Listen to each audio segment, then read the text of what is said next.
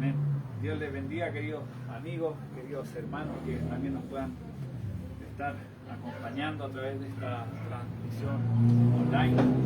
Le damos muchas gracias al Señor que permite un poco más poder seguir en este hermoso estudio de la Confesión de Fe de Westminster, que ciertamente ha sido de mucha ayuda ir aprendiendo de estas doctrinas que ciertamente nos hacen edificarnos en Cristo Jesús, edificarnos en la verdad. Bendito y alabado sea su nombre. Y es así, ¿verdad?, como hemos estado aprendiendo con la ayuda del Señor sobre estos procesos que tienen relación a esta salvación tan grande que nuestro Señor Jesucristo haya consumado en la cruz del Calvario. Hemos pasado por el llamamiento eficaz, por la regeneración de nuestros corazones, por la justificación, por la santificación, por la adopción, vamos haciendo memoria de ello. También por las buenas obras, ¿verdad?, que se preparó Dios de antemano para que anduviésemos por ella, y con la ayuda del Señor, el día de hoy vamos a estar compartiendo una hermosa enseñanza, un hermoso capítulo, el capítulo número 17 para ser más preciso, que dice relación de la perseverancia de los santos, y otros teólogos la han llamado la preservación de los santos, ¿verdad?, dándole un realce, una connotación a lo que Dios realiza efectivamente en nuestras vidas, preservarnos desde el comienzo hasta el final. Bendito y alabado sea su nombre. Trae un consuelo, trae allá una esperanza gloriosa que no se fundamenta en nuestras fuerzas, ¿verdad?, en nuestro poder, sino que recibe aquella preservación, aquella perseverancia de los santos en el poder, en la fuerza de aquel que es infalible, de aquel que allá tiene el poder para que no caigamos de su mano. Bendito y alabado sea su nombre. Y que tiene el poder para guardar el depósito de nuestras almas hasta que aquel día llegue. Y es así, queridos hermanos, como le vamos a dar lectura a los puntos que esta confesión nos presenta. Y dice, punto número 1, a quienes Dios ha aceptado en su amado y que han sido llamados eficazmente y santificados por su Espíritu, no pueden caer ni total ni definitivamente del estado de gracia, sino que ciertamente han de preservar en él hasta el fin y serán salvos eternamente. Bendito y alabado sea su nombre. Amén. Esta perseverancia de los santos depende no de su propósito libre albedrío, sino de la inmutabilidad del decreto de elección, que fluye del amor gratuito e inmutable de Dios el Padre, de la eficacia del mérito y de la intercesión de Jesucristo, de la morada del Espíritu y de la simiente de Dios que está en los santos, y de la naturaleza del pacto de gracia, de todo lo cual surge también la certeza y la infalibilidad de la perseverancia. No obstante esto, es posible que los creyentes, por las tentaciones de Satanás y del mundo, por el predominio de la corrupción que queda en ellos y por el descuido de los medios para su preservación, caigan en pecados graves y por algún tiempo permanezcan en ellos, por lo cual atraerán el desagrado de Dios, contristando a su Espíritu Santo. Se verán excluidos en alguna medida de sus gracias y consuelos. Tendrán sus corazones endurecidos y sus conciencias heridas. Lastimarán y escandalizarán a otros y atraerán sobre sí juicios temporales. Amén. Entonces vemos un tercer punto de este capítulo, amados hermanos, que vemos que ciertamente el pecado trae consecuencias. ¿Verdad? Que el pecado intrínsecamente, amados hermanos, trae un deterioro de nuestra vida espiritual. No es que porque ya hayamos sido perdonados y pecamos en un instante allá no tenga consecuencias, sino que pecaremos para que la gracia abunde, ciertamente de ninguna manera. Por lo tanto, este llamado, esta vocación santa que el Señor nos hace, es para que en este proceso, ¿verdad?, como lo habíamos estudiado de santificación, aquella obra de Jesucristo se vaya perfeccionando, ¿verdad?, en nuestras vidas, vayamos como la luz de la aurora, de aumento en aumento. y sí, hijitos míos, ¿verdad? Estas cosas os escribo para que no pecares. Entonces no podemos olvidar la primera parte de la carta de Santiago, ¿verdad? Para que no pecares. Pero si alguno, ¿verdad?, ha pecado, abogado tiene para con el Padre a Jesucristo el justo. Pero quizás muchas veces le damos más énfasis, ¿verdad?, a la segunda parte, y la primera nos llama a que en esta perseverancia, amados hermanos, seamos instados nuestras vidas a no pecar con la ayuda del Señor. Que Dios nos ayude. Y es así, queridos hermanos, como en estos 3 puntos, ciertamente vamos a estar comprendiendo que los creyentes no pueden, amados hermanos, caer totalmente de la gracia soberana de nuestro Dios, que sin duda Dios, el Padre, se va a encargar de preservar a aquellos que Él escogió desde antes de la fundación del mundo, de aquellos que Él escogió, de aquellos que Él predestinó, como lo describe la palabra del Señor.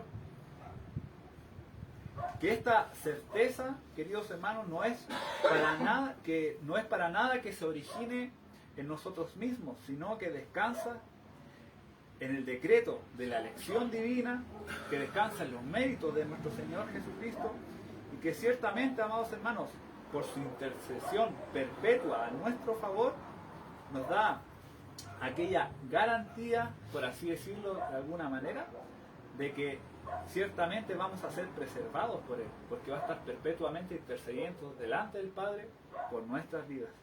Y que ciertamente, amados hermanos, la presencia del Espíritu Santo en nosotros nos capacita. ¿Para qué nos capacita, amados hermanos? Para perseverar. Por eso se llama la perseverancia de los santos, pero no es porque nosotros perseveremos por nuestra fuerza, sino por la disposición, por el Espíritu, amados hermanos, que reside en nuestra vida, que es el Espíritu de Dios, que es el Espíritu Santo, el cual dispone en nuestras vidas, y así también nos da las provisiones necesarias y los medios de gracia para que podamos, amados hermanos, continuar en el camino al cual Dios nos ha llamado. Y que esta certeza, amados hermanos, de ninguna forma es una certeza ciega, por así decirlo, sin entendimiento o sin una fe sólida que descanse quizás en una creencia irracional, sino que es, amados hermanos, una certeza bíblica, la cual ciertamente como característica de los verdaderos cristianos.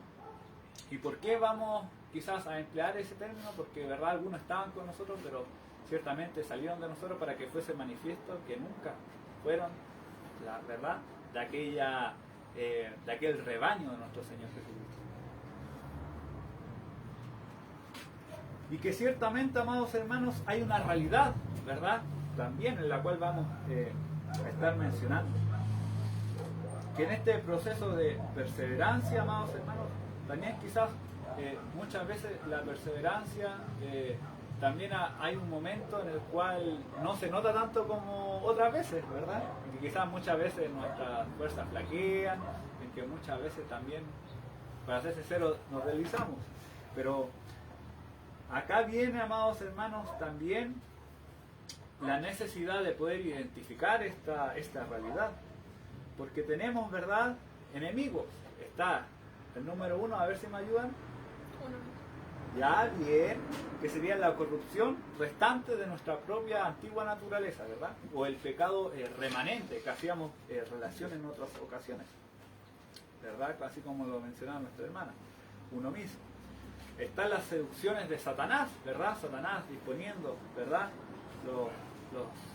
aquellas quizás tropiezos o aquellas seducciones para que podamos ceder, y también están las tentaciones de este mundo. Entonces vemos que tenemos 3 enemigos, y que ciertamente también hay un cuarto factor que nos hace muchas veces no seguir en esta perseverancia, por así decirlo, sin estos delicias, que es el descuido, y que no es menor, que es el descuido de los medios de gracia. Porque díganme, queridos hermanos, cuando quizás vamos dejando de congregarnos, vamos dejando los hábitos de la oración, de la lectura, de alabar al Señor, si vamos despreocupando los servicios que Dios ha otorgado para que la iglesia siga fortalecida en el poder de sus fuerzas, ¿Acaso eso no traerá repercusiones espirituales en nuestras vidas de manera particular y reflejada como un cuerpo? Cuando quizás un miembro cojea o un miembro quizás no está efectuando aquella labor o está poniendo a disposición quizás los dones que Dios le ha otorgado, el cuerpo se resiente, quizás trabaja de una manera eficaz o eficiente conforme Dios le está dando la forma, no, ¿verdad? Está dolido, quizás no funciona de la manera correcta o como se debiese, o como Dios la está formando, como Dios la está instaurando. Entonces que el Señor nos ayude para que también estos medios de gracia no sean descuidados y también en vez de que sea un descuido para mal, sea un cuidado y una necesidad para bien, que lo veamos como ciertamente otorgados por Dios para ciertamente seguir siendo conformados a su santísima imagen. Y acá vamos entrando de lleno, ese era como un pequeño preámbulo o un bosquejo de puntos de lo que vamos a estar viendo. Y ciertamente cuando una persona, amados hermanos, ha sido regenerada por su Santo Espíritu y realmente ha existido un convertimiento a nuestro Señor Jesucristo, viniendo en arrepentimiento y fe a Él, es posible, amados hermanos, que nuevamente regrese a ser un hijo de ira y que sea, amados hermanos, destinado a destrucción eterna. ¿Es posible esto? Que nuevamente el que ha sido regenerado regresa a ser un hijo de ira. ¿Es posible esto? No, no es posible, ¿verdad? A eso hace relación a que no caigamos totalmente de aquella gracia soberana la cual ha sido depositada en nuestros corazones. Y la respuesta, conforme a la Escritura, queridos hermanos, es clara y enfática. No es posible. ¿Y dónde está, amados hermanos, nuestro fundamento si no es en la inerrante, infalible y suficiente palabra del Señor? ¿Qué nos dice Juan 3:36? El que cree en el Hijo tiene vida eterna. El que oye mi palabra y cree al que me envió tiene vida eterna y no será juzgado, sino que ha pasado de muerte a vida, en Juan 5:24. Mis ovejas, ¿verdad?, en otra parte de la Escritura, no perecerán jamás, ni nadie las arrebatará de mi mano. Entonces vamos viendo, amados hermanos, una serie de versículos que nos dan a entender de este cuidado providencial de Dios para con nuestra vida, y que también nos da a entender de este Dios todopoderoso que es capaz de cuidarnos, preservarnos, cobijarnos, ampararnos, fortalecernos y darnos los medios suficientes para que nuestras vidas sean edificadas por Él y sigamos a nuestra Canaán celestial, que ese, ¿verdad?, es nuestro destino final. Bendito y alabado sea su nombre. Él nos da vida eterna, no vida temporal. Amén, amén, ¿verdad? Y cuando habla de muerte, habla de una muerte espiritual, ¿verdad? Una separación. Pero Él nos ha resucitado, el mismo Espíritu, ¿verdad?, de Cristo, que lo resucitó, así también nos resucitó a nosotros, ahora en una vida espiritual, en una vida abundante, no en una vida abundante en este presente siglo, ¿verdad?, que no vamos a tener necesidades, carencias, ni nada de eso. Sino no un evangelio de prosperidad, sino un evangelio, un evangelio que emana del corazón de Dios, que viene a tratar con el mayor problema que tiene el ser humano, que es el problema eterno, ¿verdad?, que nos presenta la Escritura, una condenación eterna o una vida eterna con Cristo, una vida eterna reconciliada con nuestro Creador, una vida en la cual ha visto la luz del mundo y le ha alumbrado, y que ahora goza de esta dicha en su corazón. Y es así, amados hermanos, como también la Escritura nos sigue señalando y nos dice: convencido de esto, el que comenzó, ¿verdad?, tan buena obra en ustedes, le irá perfeccionando hasta el día de Jesucristo. Acá hace relación, ¿verdad?, a su segunda venida, hasta que sea consumado, amados hermanos, esto. Quizás en la palabra del Señor nos vemos reflejados allá, pero todavía no, ¿verdad? En que las promesas ya son cumplidas, pero todavía no son consumadas. Pero es una realidad inminente. Así como, ¿verdad?, Él fue profetizado, Él vino, ¿verdad?, Él cumplió las profecías, así también está aquella promesa, ¿verdad?, que Él va a venir y así también Él lo va a cumplir. porque Él no es hombre para mentir, ni hijo de hombre, ¿verdad?, para arrepentirse, y Él es fiel y verdadero, y ciertamente Él cumple lo que promete.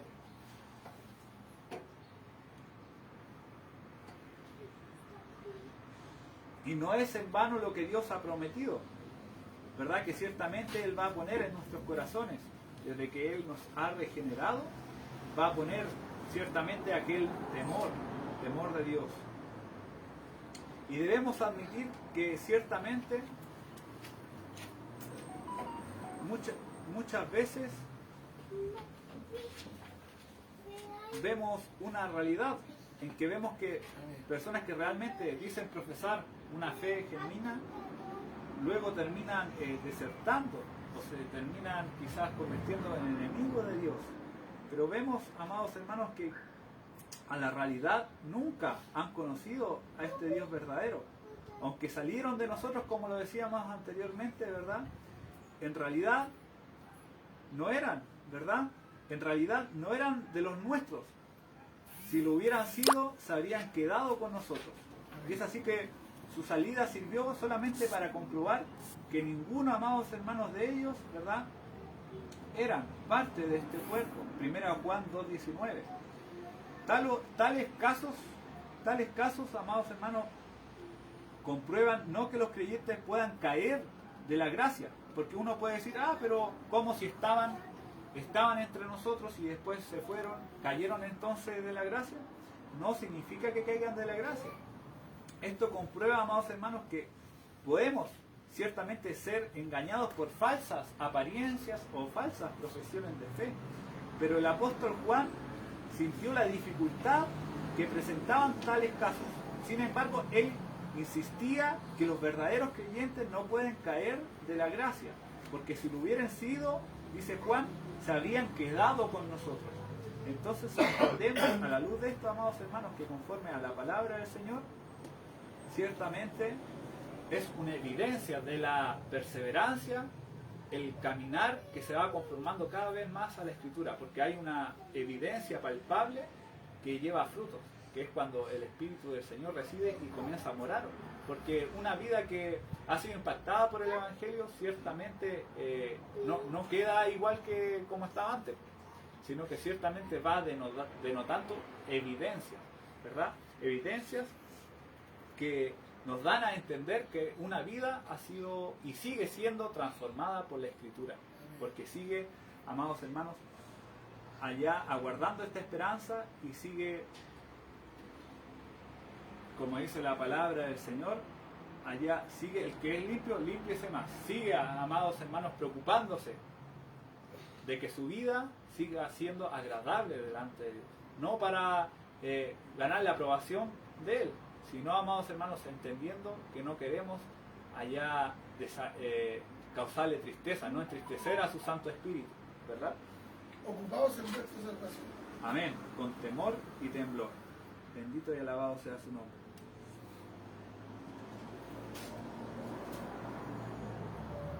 Y acá nos podemos plantear otra pregunta. ¿Por qué es que los verdaderos creyentes no pueden caer de la gracia? Porque hemos hablado, ¿verdad?, de estos casos de los que estaban y que nunca fueron y que podemos decir, pero cayeron de la gracia. Pero no, nunca cayeron porque no eran realmente. Entonces nos podemos preguntar, ¿por qué es que los verdaderos creyentes no pueden caer de la gracia? ¿Es por algo que existe en ellos mismos? ¿Es acaso un poder que ellos mismos tienen para que los preserve? ¿O es el poder de Dios que evita que sus vidas allá sean tan perversas como quizás su antigua naturaleza quiera predominar? Y acá vemos dos realidades, en que cuando el Señor ha transformado una vida, ahora tiene primacía la nueva naturaleza que hay en Cristo Jesús, y solamente la antigua es como un remanente, por lo cual la práctica, amados hermanos, del pecado allá no es una realidad, no es un estilo de vida, ¿verdad? Solamente estos pecados residuales que batallan contra los deseos de nuestra alma y que batallan contra la perseverancia, amados hermanos, en santidad para con nuestro Dios. ¿Y qué respuesta podemos dar, amados hermanos, sino que una vez más la respuesta es inequívoca. La respuesta, amados hermanos, es certera. Que los verdaderos creyentes son protegidos mediante la fe hasta que llegue la salvación que se les ha de revelar.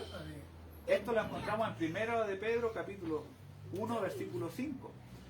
Entonces, mediante la fe, queridos hermanos, somos preservados por Dios hasta que llegue la salvación que se ha de revelar. Así como es en 1 de Pedro capítulo 1 versículo 5. Y acá vemos aquella increíble diferencia que hay entre la fe reformada que nos está enseñando la Confesión de Fe de Westminster en comparación al arminianismo y a la fe católica romana.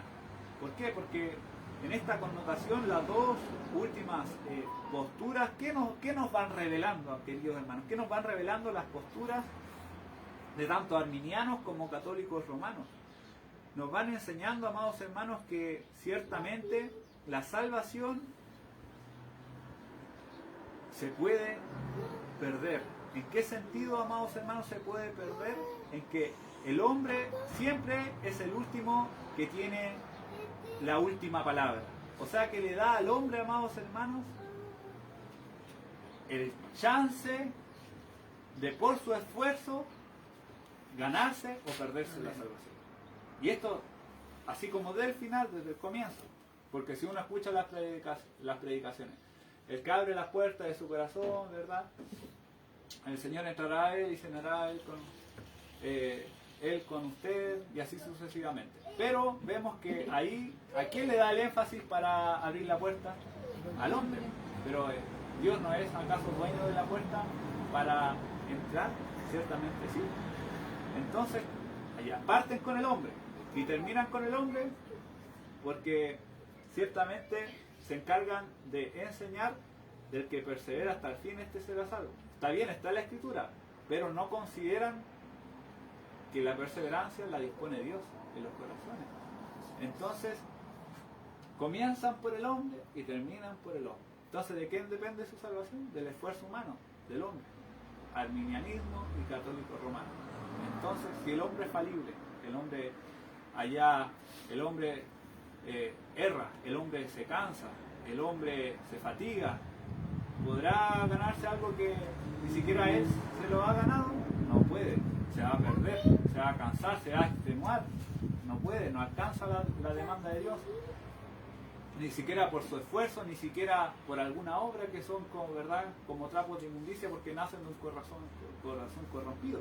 Pero si ahora, amados hermanos, vemos a la luz de la palabra de nuestro Señor Jesucristo y abrazamos una fe sólida que emana de la palabra del Señor, vamos viendo que el que comienza es Dios y el que termina es Dios. Y el que en el transcurso es Dios también quien se encarga. Entonces, desde principio a fin, esta salvación tan grande es Dios quien se encarga. Y acá vemos que podemos descansar en un Dios que es infalible, en un Dios allá que es todopoderoso, en un Dios que cumple lo que allá Él promete, en un Dios, amados hermanos, que ciertamente lo que Él ha comenzado lo termina, que no es como el hombre, que deja las cosas inconclusas. Entonces vamos viendo, esa es solamente por decir 4 o 5, pero son 1001 razón, quizás diciéndolo de esa forma, por las cuales podemos descansar en la soberanía, en la eficacia, en la potencia de Dios. Por lo tanto, tenemos aquella certeza, tenemos aquella plena certidumbre de fe y aquella esperanza y aquel consuelo, amados hermanos, en que seremos preservados, sean puesta perseverancia en nuestros corazones por Dios mismo. Bendito y alabado sea su nombre. Y esa postura, hermano Pablo, podríamos decir que entonces no sería por gracia. No, totalmente no. No sería por gracia, ¿verdad? Sería por obras de justicia, por obras que son erróneas, por obras que son falibles. Pero hay una obra que es infalible, hay una gracia que es soberana y hay una gracia que es suficiente. Y es la que encontramos en nuestro Señor y Salvador Jesucristo. Bendito y alabado sea su nombre. Por lo tanto, vemos que ellos son consistentes en lo que plantean, porque tienen honestidad, ¿verdad?, en admitir que la gracia soberana de Dios no es suficiente ni desde el comienzo ni hasta el fin. Por lo tanto, la salvación depende del hombre. Pero en contraste, amados hermanos, vemos un reconocimiento de que ciertamente nadie sería salvo si ciertamente dependiese de nosotros mismos. Pero vemos, amados hermanos, que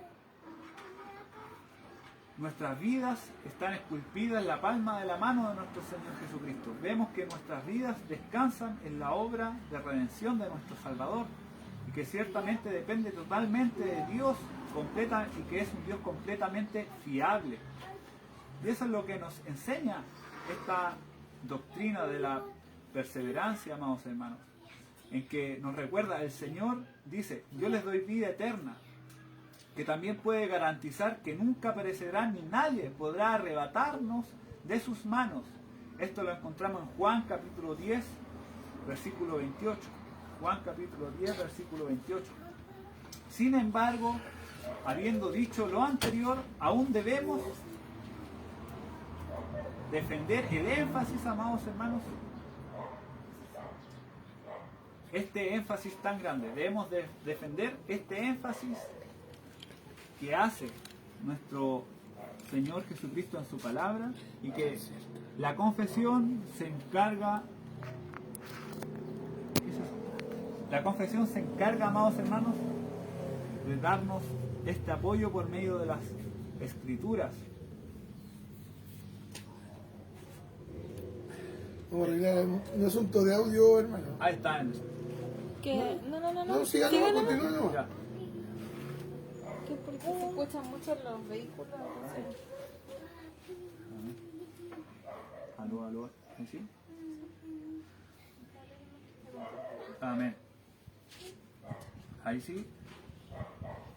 Y es así, queridos hermanos, como esta hermosa enseñanza nos insta a poder descansar en nuestro Señor Jesucristo.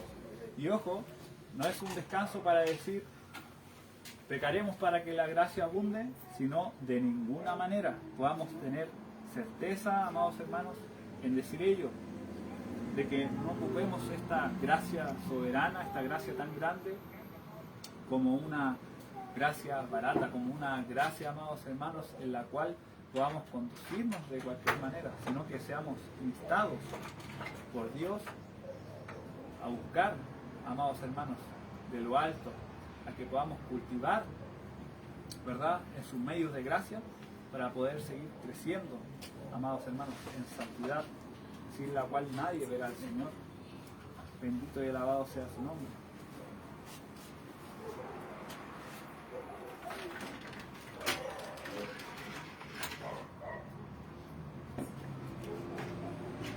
Y acá hay evidencias, amados hermanos. Hay evidencias que también nos da la Escritura cuando ciertamente han existido, amados hermanos, quizás deslices o pecados que también en personajes, en hermanos, en la fe han existido en la palabra del Señor. Y lo vemos esto ilustrado en vida de hermanos que han sido ocupados grandemente y que han sido recipientes de la gracia y de la misericordia de nuestro Señor Jesucristo. Noé, Moisés, David, Pedro, y vemos que todos cayeron en lamentables pecados, algunos de uno y otros de otro. Pero la pregunta es, ¿cómo es que el pecado puede conquistar a los que tienen el Espíritu morando en ellos? Y podemos ver que existen varias razones para ello. Por ejemplo, la atracción al mundo, lo vemos en 1 Juan 2.15, la tentación de Satanás, en Marcos 1.13, en Mateo 26, la corrupción que resta en nuestros corazones, en Santiago 1, versículos 13 y 14, el descuido de los medios de gracia, en Hebreos 10, del 24 y 25. Y a pesar, amados hermanos, de ser así, no debemos ciertamente tener una concepción errónea a partir de la debilidad que muchas veces presenta en nuestra vida. Pues ciertamente somos animados a no ofender a Dios, somos instados por Dios por medio de su palabra a no deshonrarle, sino más bien veamos estos ejemplos en estos varones de Dios como advertencias de que no debemos, ¿verdad?, allá descuidar esta área de nuestra vida, esta área en santidad de nuestro peregrinar, en la perseverancia, amados hermanos, de nuestras vidas. Si no, amados hermanos, leemos que Dios se disgusta con estos delices, Dios se disgusta con el pecado de sus hijos. Lo vemos en 2 Samuel 11:27, que ciertamente daña nuestros propios corazones y nuestras conciencias, allá cuando ofendemos a Dios. En Salmos 32, del 3 al 4, y que ciertamente deshonramos a nuestro bendito Dios y su santa verdad. Esto también lo vemos en la Escritura. Y nunca, por lo tanto, nunca deberíamos tomar a la ligereza estas caídas que son en algunos varones de Dios, que la palabra nos relata bastante trágicas, sino que deberíamos, amados hermanos, sino vivir con temor y temblor en que tales cosas no vuelvan a suceder en nuestra vida. Quizás cuando vemos nuestra vida y reconocemos humildemente que hemos, ¿verdad?, fallado a nuestro Dios, deberíamos con premura arrepentirnos y convertirnos, ¿verdad? Quizás uno lo podría decir a los de afuera, pero ¿qué hay de nuestras vidas cuando vez tras vez, ¿verdad?, vemos que los lazos, ¿verdad?, quizás se nos están atando a nuestros pies y caemos con la misma piedra?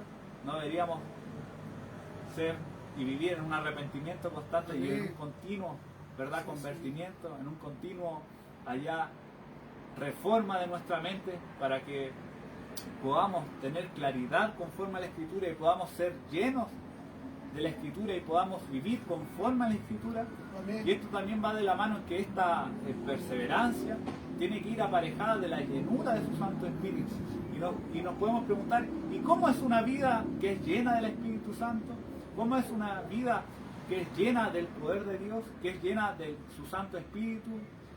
Y vemos en su santa palabra que cuando nos habla más bien, no embriaguéis con vino en el cual hay disolución, sed lleno del Espíritu Santo. Si uno lee todos los versículos que vienen, ¿verdad?, para abajo, comienzan a dar la descripción de lo que es una vida, amados hermanos, que es llena de su Santo Espíritu, que es vida que adoran a Dios, que alaban a Dios. Son vidas que allá ciertamente en sus corazones hay gozo, sea el problema que sea. Son vidas, y hace una comparación entre el esposo, ¿verdad?, en el trato del marido con la mujer, la sujeción de la mujer, y lo hace en comparación a cómo Cristo trata a su iglesia. Entonces son vidas que son vidas transformadas y que son vidas, amados hermanos, que denotan un cambio hecho por Cristo, hecho por el amado de nuestra alma, y que somos instados a seguir cultivando y que sean una realidad en nuestras vidas. Por lo tanto, vamos a considerar preguntas, quizás no para que me pueda contestar a mí, sino para que pueda considerar en su autoestudio, en su estudio cuando tenga un tiempo, y también pueda profundizar en esta enseñanza, pueda inquirir, pueda investigar. Entonces podamos considerar, ¿puede un verdadero creyente caer de la gracia soberana de Dios? Esa es una pregunta, quizás ya la tiene, pero la idea es que, ¿verdad?, vayamos con aquel respaldo bíblico. Y otra pregunta que es fundamental. Dice, ¿en qué forma el catolicismo romano y el arminianismo buscan hacer que el Evangelio sea más atractivo para el pecador desde el comienzo? ¿Verdad? ¿Hay acaso un atractivo cuando el hombre siempre tiene allá el protagonismo? ¿O hay más atractivo allá cuando el hombre no tiene protagonismo y el único protagonismo lo tiene Dios? ¿Cuál quizás presentaciones es más atractiva para mí, donde yo tenga allá quizás el papel del personaje número 1, o al solamente ver mi condición, ¿verdad?, de miseria, de necesidad, y ver que otro es el que se lleva el protagonismo y ese es Cristo.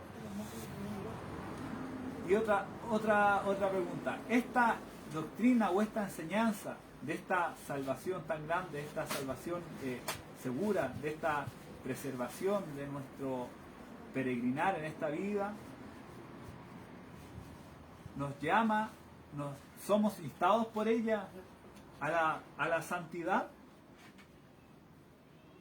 Bueno, si es sí, ¿por qué somos instados por esta enseñanza a la santidad? Y si es no, quizás pueda contestar, pero si es sí, con un texto bíblico, porque seguro va a encontrar muchas. Solamente le diré uno: pecaremos para que la gracia abunde, de ninguna manera. Ya bueno, ese es uno de varios, tiene que completar más. Ya, y ahora, dé un ejemplo de lo que puede ocasionar una caída en nuestro camino de santidad. Un ejemplo, ¿verdad? Veíamos como 3 ejemplos de las consecuencias, porque el pecado, ¿verdad?, trae consecuencias, y nombramos como 3 o 4. Ahí para que también lo pueda mencionar. Y la última, que pueda, amados hermanos, redactar con sus palabras, a grandes rasgos, esta enseñanza y de cómo repercute para su vida espiritual.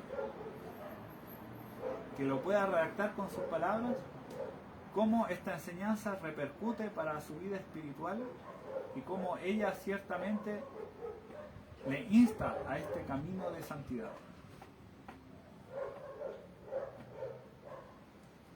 Este es el capítulo 17 de la perseverancia de los santos o la preservación de los santos. Bendito y alabado sea su nombre. Te invito a que oremos al Señor. Padre eterno, Dios bendito, Dios glorioso, te damos gracias por esta enseñanza. Te damos gracias porque tu mano